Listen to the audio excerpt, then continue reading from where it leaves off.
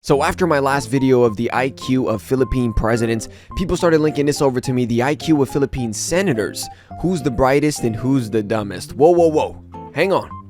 That's not me saying that. This is the video's title, but regardless, right? This is just going to show the IQ, and honestly, it's really intriguing to look at, and you kind of see what everybody did, these senators, and what they were able to accomplish to either get this IQ and, you know, all the research that goes into it. This is a really interesting, cool video to see. But, of course, remember, no arguing politics in the comments. I know y'all probably gonna do it regardless. It happens. But let's just check this out together, please. Let's go. Nation's fate isn't just shaped by its president. Behind the scenes, a powerful group holds the reins, crafting laws, influencing policies, and making high-stakes decisions that shape the country's future. Who are they? Our senators. But here's the real question. How intelligent are they? The job of a senator is no joke.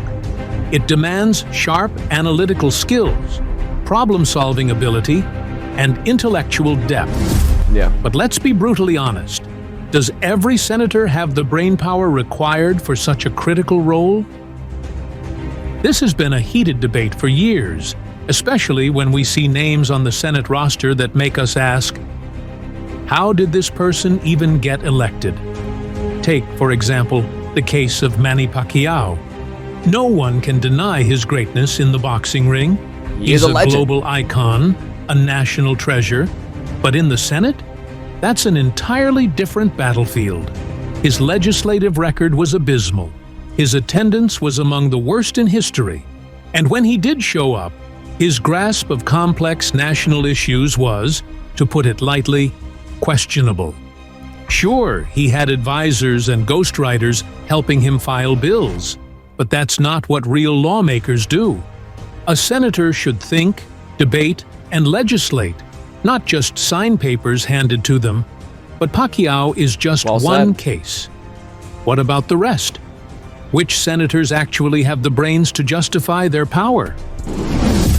Today, we're diving deep into an objective, data-driven analysis to estimate the IQ levels of Philippine senators using a transparent scoring system. This is what I wanted to see. Like, I wanted to look at this. Welcome to Fun Fact. If you enjoy this kind of content, make sure to like, subscribe, and hit that notification bell. Let's get started.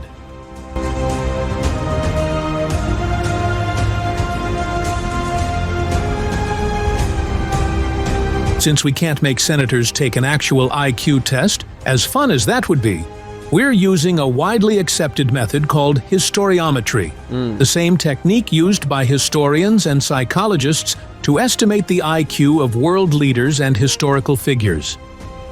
This is what they did. Our scoring system is based on measurable intellectual milestones.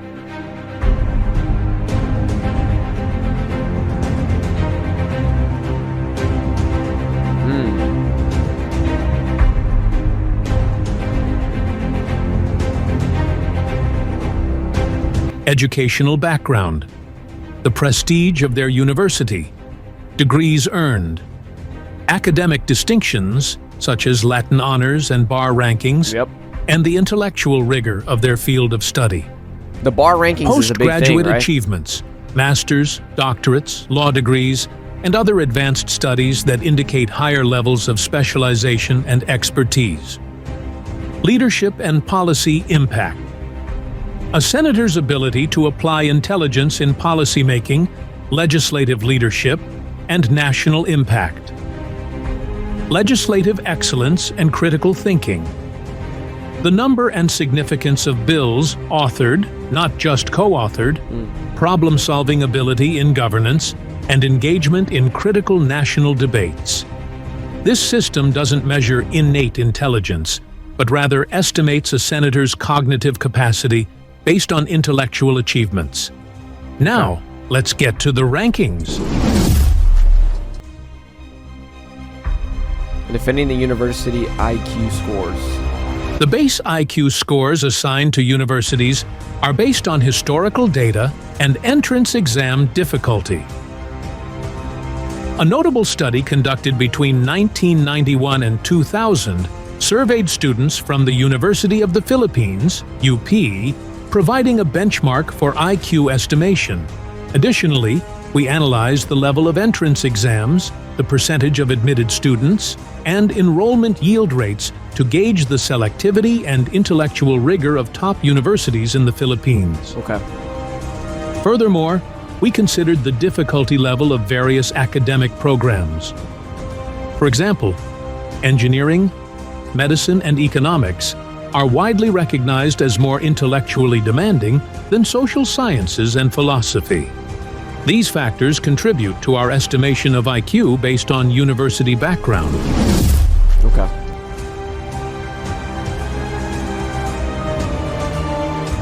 Like being really high up in like the 150s is already crazy as is too, man. And the fact that there's a lot of people out there like that. Starting off at number 12, we have Jinggoy Estrada, IQ 131. AUP economics graduate, he comes from a political dynasty. Still high, dude. You said I mean. But let's be real. His biggest headlines involve plunder cases, not policy making. Despite this, he knows how to survive in Philippine politics like a true Estrada. At number 11, Alan Peter Cayetano, IQ 135. AUP political science graduate, the lowest is 130s. Fiery debater, and a smooth political operator. But his biggest talent might just be keeping himself politically relevant, no matter who's in power. Love him or hate him, he plays the political game like a seasoned chess master. Moving on to the top 10, we have Francis Chiz Escudero, IQ 136. AUP law graduate with a silver tongue. And there's always Bachelor of Laws. Charismatic, but critics say he's more style than substance. You have to know His about voice law. alone could convince you to vote for him, but is he delivering enough results? At number 9, Migs Zubiri, IQ 138, AUP graduate and Senate president.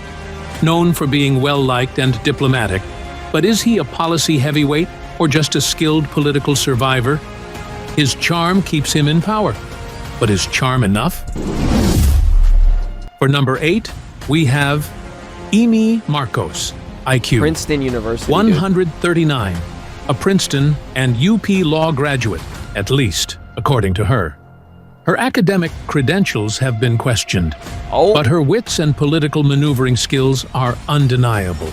Okay. Whether you believe her degrees or not, she has pure intelligence and knows how to play the game. 139, though. Coming in at number 7, Mark Villier, IQ 140, a Wharton graduate who inherited both wealth and power. But here's the real question. Is he a policy genius or just another political dynasty heir?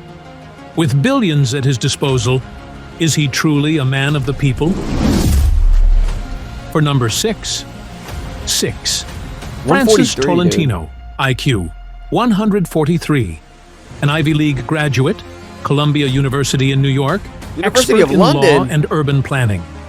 The brains are there, but will he leave a lasting legacy? I think you guys even mentioned like a lot of the schools, especially when you're in the Philippines, there's some of the best or the highest. There's actually a video you guys linked over to me of, you know, the Philippines being like number 1 of people coming from abroad, and as well as the Philippines going abroad to learn things. Because I can see here, University of Michigan, University of London, like going to all of these different places, you know, and like in America here, for example, like you don't really see that, or especially in Brazil. I mean, doctors usually come from Brazil, like they went to America, like a lot of them do come from there, but majority Philippines. And you know, in America, you don't see that often. Like you going to different states, and yes, it does happen often, but not as often as I see in the Philippines. It's way more common. He's got the qualifications. It's hard to do that, man. Halfway through our list, at number 5, Juan Edgardo Sonny Angara, IQ 145, a London School of Economics and UP law graduate, Harvard, as well as a policy wonk. Smart and competent, but sometimes flies under the radar. Maybe too low-key for his own good? If he spoke up more, would he dominate the Senate? Climbing to number 4, Lauren Lagarda, IQ 148, AUP graduate, a seasoned legislator, and an environmental advocate. But let's be honest, her ability to switch political alliances is just as impressive as her policymaking. Political flexibility, a skill or a flaw? 148 is actually Entering insane. the top three, They're still top 3. Aquilino Coco Pimentel III, IQ 149, AUP law graduate, bar top-notcher, and expert in constitutional law. And bar top-notcher is like but 1%, let's not right? forget, his leadership in PDP Laban was, at best, a political soap opera. A brilliant mind, yet political drama follows him like a shadow. At number 2, Cynthia Villiers. The narrator IQ, low-key like roasting at the same time. 149, a business strategist and political powerhouse. New York University. Loves agriculture, but let's not kid ourselves. Her family's real cash cow is real estate. With billions at stake, is her Senate seat a public service or a business strategy? I had a friend who went to New York And University, finally, actually. the smartest senator in the Philippines is Pia Cayetano, IQ 155, AUP law graduate, and one of the sharpest minds in the Senate. Bachelor top Whether you 7? love her or hate her, there's no denying she knows how to push 7's her my favorite legislative number. agenda. The question is it always the right one? More often than not, it seems the answer is yes. Now, IQ isn't everything. Yeah, a high that's IQ doesn't automatically make someone a good senator, Holy just AI like pictures. a low IQ doesn't automatically my. make someone a bad one. Some brilliant people lack leadership. Some average minds work harder than geniuses. And unfortunately, some completely unqualified individuals win because of name recall. Can we just talk about this one AI picture real quick? I'm so sorry. The laptop is flipped backwards. What is bro looking at? It's facing us. Some average minds work harder than geniuses. Okay. And That's unfortunately, some completely unqualified individuals win because of name recall, family dynasty, Right, it's Nepo babies. That's what and it's called. celebrity status. And that, my friends, is where the real problem lies. Filipinos deserve intelligent, competent, and hardworking senators. Hey, don't bring... Hey, Not just famous last names. I'm not part of the politics. I'm just here for the cool history. Not just wealthy business people looking for influence. And definitely not just clueless celebrities who treat the Senate like a VIP lounge.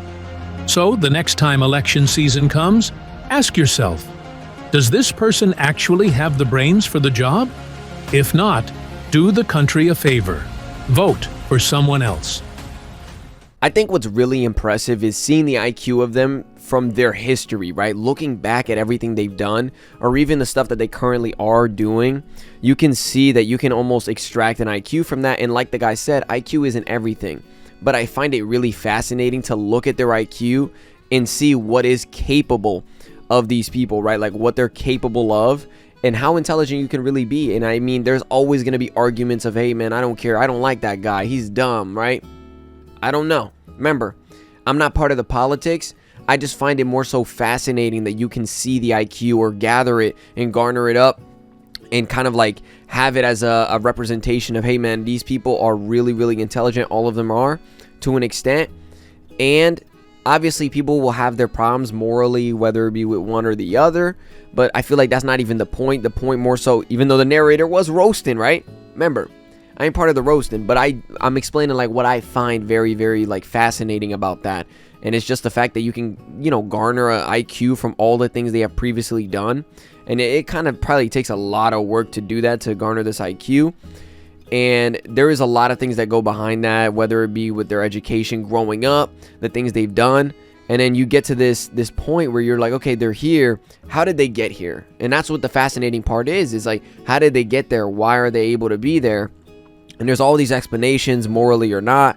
But at the end of the day, there is a lot of education that went even in the background. And I find that really cool. And I like to see that, you know, especially considering I've only had one friend who's went to like a big school, like either, I think it was Princeton or it was Harvard, like one of those. It was a big school. And man, I never spoke to him again. You know, it was a long time ago. I remember he got called up and he literally, we were like in sophomore year, and which is insane. So he was incredibly smart. I don't remember exactly what happened to him, but I was really happy for him. And to me, this is why, right? And I'm explaining this because this is why I find it fascinating to see the education or how these people became what they became from this. Because who knows, maybe that friend, I'll just see him pop up in the Senate for a US, or you never know, right? And I just find it really cool to look at these scores, especially for some of you guys, right? You can come in here and you can see their IQ levels, and you guys can maybe think about it like, okay, maybe, oh, that's why I like him, or that's why I dislike him, right? Whatever you come up with.